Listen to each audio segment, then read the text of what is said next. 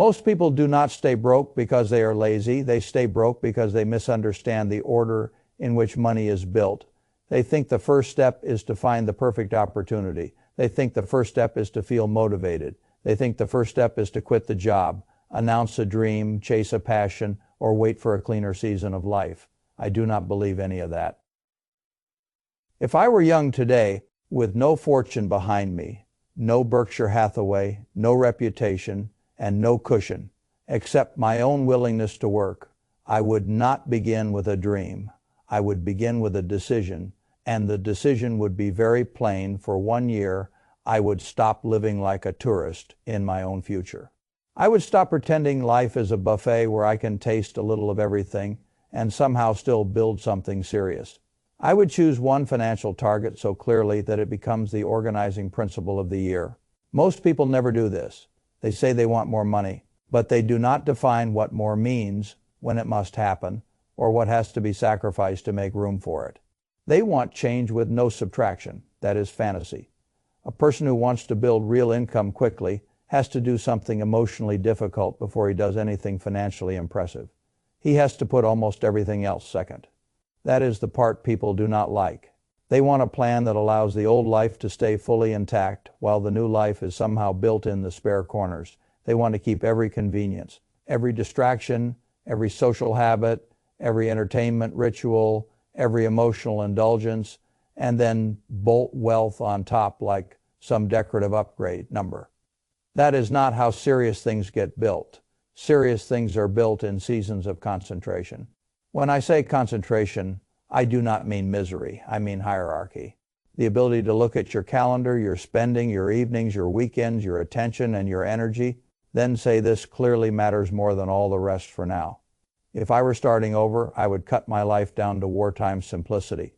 If an activity did not make money, build a monetizable skill, or protect my health strongly enough that I could keep working, I would treat that activity with suspicion. That sounds severe. Good. Escaping the bottom half of the economic ladder often requires temporary severity, not forever. Temporarily, people hear this and imagine some cinematic struggle, but the real version is much more ordinary. It is working the regular job you do not love, then coming home and doing the work that might free you from needing that job forever. It is saying no to invitations that would once have felt harmless. It is tolerating a little embarrassment. It is becoming willing to look unfashionable to people who are themselves not building anything important. That last point matters a great deal. The real cheat code in the first year is not confidence. It is embarrassment tolerance. Can you look small for a while? Can you be ignored? Can you send offers that do not get replies? Can you post content that nobody reacts to yet? Can you learn a skill in public badly enough that some people quietly decide you are not serious? Then continue anyway. Most people cannot do this. That is why most people never leave the life they complain about. They do not need more information first. They need more tolerance for looking unimportant while the foundation is being poured. I have seen this in investing in business my whole life. The crowd often mistakes early awkwardness for proof that the thing will never work. The crowd loves outcomes and has no patience for incubation. If you can bear being underestimated for a year, you have already separated yourself from a great many people. Now, once the decision is real, the next thing I would do is go back to school, but I would do it voluntarily and with much better taste than most formal schooling encourages. I would not become a collector of courses. I would not become a connoisseur of motivational clips. I would not binge inspiration and call it work. I would choose a small stack of books and ideas that teach me how money is really built. I have always admired people who can compress decades of trial and error into a few hundred pages. Reading is one of the greatest bargains on earth. A person can borrow another person's scars for the price of a dinner. So yes, if I were starting from scratch, I would read aggressively. I would read to understand leverage in the human sense, not just the financial one. How does effort translate into money? How does skill become demand? How does a service become a system? How does an offer become irresistible? How do habits survive low motivation? How do businesses stop being jobs and start becoming machines? Those are the questions that matter in year one. Most people want to feel sophisticated too early. They ask about scaling before they have made one honest dollar from a stranger. They ask about branding before they know whether anyone wants what they are selling. They ask about taxes before they have created taxable income. That is avoidance disguised as seriousness. I want seriousness attached to sequence. Learn first, then apply, then remove what was unnecessary, then learn again. That is how adults get dangerous. The next thing I would do is make an inventory, not of dreams, of tools. This is where people begin to understand that earning more is often less about becoming a different person and more about better using the pieces already on the table. Do you have a laptop, a phone, a camera, stable internet connection? Can you write clearly? Can you edit video? Can you design simple graphics? Can you organize people? Can you sell? Can you listen carefully enough to understand what another person actually wants? Can you solve a boring business problem that rich professionals are too busy or too lazy to solve for themselves? That last question is where the money usually is. The world is full of people who want to do glamorous work for glamorous clients in glamorous industries. Fine, let them crowd each other. I am happy to solve boring, expensive problems for people who already have money. That is a much saner place to start. Most fortunes begin where usefulness meets neglect. A dentist who needs help filling his calendar, a lawyer who needs better follow-up, a local service business that cannot manage its ads, a real estate team that needs better lead handling, a creator who needs editing, systems, automation, or packaging, a clinic that needs appointments set reliably. These are not sexy words. They are words with invoices attached. That is what I care about. If I were young and hungry, I would choose a money skill, not a vanity skill: sales, copywriting, appointment setting, paid advertising, video editing, automation, design attached to business outcomes. Something tied to revenue, not applause. Passion is a wonderful luxury once the machine is working. In the early stage, I am looking for paid usefulness. That distinction saves years. Now comes one of the most underrated rules in building income quickly. Do not tell everyone what you are doing. Not because secrecy is romantic, because fragile things need protection. A new effort is like a seedling. It does not need 10 opinions from people who have never built anything. It does not need family members projecting their own fears into your plan. It does not need the subtle drag of people who are more comfortable with your old identity than your future one. Most circles do not hate your growth consciously. They just do not know how to relate to it. Your change makes them reflect on their own inaction, and that makes them uncomfortable. So they offer caution disguised as care. Move carefully here. Do not take deep advice from people whose financial lives you would not trade for. Do not mistake familiarity for wisdom. In the early stage, you are still fragile. Protect the process from people who would interrupt it before it has roots. Instead of talking, I would increase exposure. This is one of the most practical ideas in money. You become more likely to earn when you spend time around people who earn in the way you hope to earn. Money is not just arithmetic, it is pattern recognition. The more often you see competent people make offers, negotiate, handle clients, package value, and speak to opportunity, the more normal all of that becomes to you. The old environment may have kept you safe, but it did not make you rich. If it could have, it already would have. So I would get physically closer to money, events, workshops, industry meetups, free seminars, if I could not yet afford paid rooms. I would buy proximity before I bought lifestyle. People spend money on vacations because vacations are visible. I would spend on feedback because feedback compresses time. That is a much better investment. The next major move is the one where fantasy becomes measurable. Pick a customer who is already buying. This is where a surprising number of smart people fail. They want to invent demand before they have learned how to serve existing demand. That is entrepreneurial vanity. If I need to get rich quickly, I do not want to persuade broke people to suddenly care about something they have never purchased before. I want to enter a stream where money is already moving. That changes the whole game. You do not need to create desire from nothing. You need to capture some of the value in a market where desire already exists. So I would choose one customer type for 90 days, not forever. 90 days specificity creates speed. If you serve everybody, you do not know how to speak to anybody.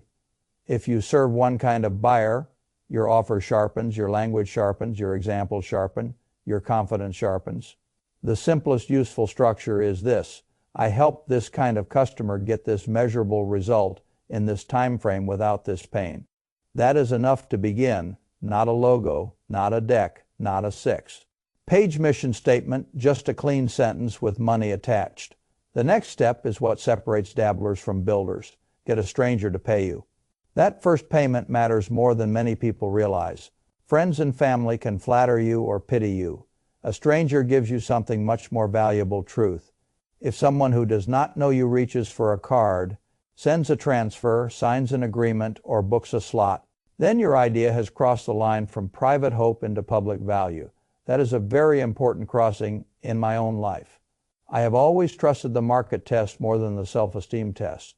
The market does not care about how passionately you explain your effort. It asks one question: is this useful enough to buy? That first yes may come at low margin or even negative margin if you count all the learning and setup costs. Fine, the education is still valuable. Too many people wait to offer something until they believe they can perform it perfectly. That is ego again. You do not need perfection. You need proof. The proof begins with one transaction, then you document what happened. This is where the machine starts becoming real. You show the before, you show the after, you save the messages, you collect the testimonial. You ask for the referral, you write down what worked. Not in your memory in a system. The poor repeat effort. The wealthy repeat outcomes. That is a massive difference. Once you have one real result, you are no longer selling hope. You are selling demonstrated ability that lowers risk for the next buyer, and lowered risk allows price to rise. Now we come to a point that many talented people resent. But reality does not care about resentment. Distribution matters more than most skills once the offer works. The world is full of competent, invisible people. Invisibility is expensive. Once something works, the next problem is not usually whether your service can create value. It is whether enough people know you exist. So if I were starting over, I would choose one channel and dominate it with embarrassing consistency. One email, cold outreach, LinkedIn, short-form video. A niche community, Facebook groups, if that is where the buyers live. One channel, 1 year, daily activity. That is how ordinary people build unnatural momentum.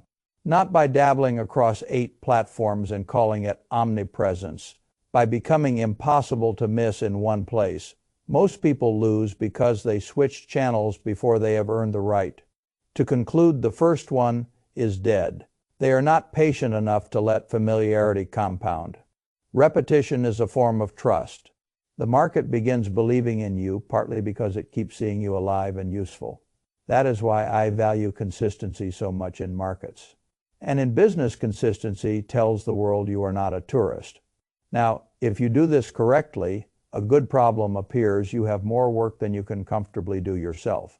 Most people mishandle this stage emotionally. They think they must do everything personally because they built it personally. That instinct is understandable and destructive. A business becomes a business when parts of it can be done by others without the thing losing its soul. So I would hire, but not for ego, not a co-founder, because I am lonely, not a big team because headcount flatters insecurity. I would hire for time theft. What is repetitive? What is low leverage? What steals selling time? What can be written into a checklist? What can be quality controlled instead of personally performed forever? That is what gets handed off. I want the founder doing the things that create the future selling, improving the offer, handling important relationships, refining quality, building the next layer. Not formatting attachments at midnight because he is too proud or too scared to train someone. This is another place where arrogance disguises itself as work ethic. A person who cannot explain a task clearly enough for someone else to do it does not have a business yet. He has a job with extra headaches. That is a crucial distinction. Then comes packaging. I like packaging because it turns chaos into margin. A person doing custom work all day can become busy very quickly and rich very slowly. A person with clear tiers, clear outcomes, clear pricing, and clear boundaries can become much more profitable because the customer no longer needs a private negotiation for every little thing. This is one of the hidden transitions between hustle and enterprise. Your offer must stop being a conversation and start becoming a product. Not because customers do not like you, because clarity is scalable, you need tiers. A sensible standard offer, a premium version for those who care about speed or certainty, a premium version for those who care far more about outcome than price. That is how money starts expanding without your hours expanding at the same rate. And that is the whole game. Really, wealth begins when money and time stop moving in perfect lockstep. If each dollar still requires the exact same amount of your attention forever, you are not getting richer in the way that matters. You are just better paid that can still be useful. It is not yet leverage. Leverage is what comes next. This is the step where many ordinary builders become something else entirely. They stop seeing the business as a stack of tasks and start seeing the deeper drivers: who owns the thing, who controls distribution, how often does revenue repeat, how fast can quality be maintained while volume rises, how quickly can surplus cash be reinvested into capacity, certainty, speed, and stronger economics. That is where real money lives. The poor ask, how do I make more this month?